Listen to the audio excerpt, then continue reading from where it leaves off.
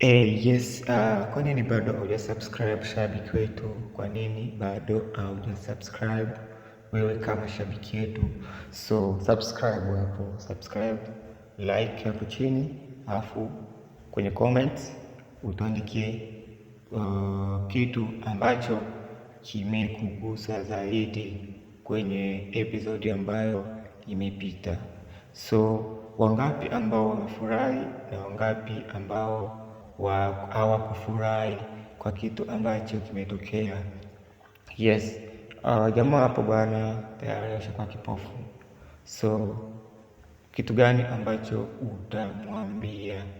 Yes, umechukuliaje hicho kitu shabiki?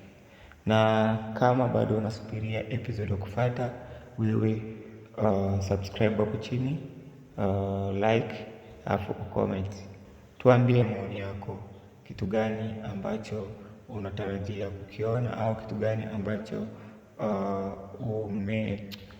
umefaidika kwenye ubunifu wa huo jamaa hapo. Yes, yeye kuwa kipofu ni vizuri au ni vibaya?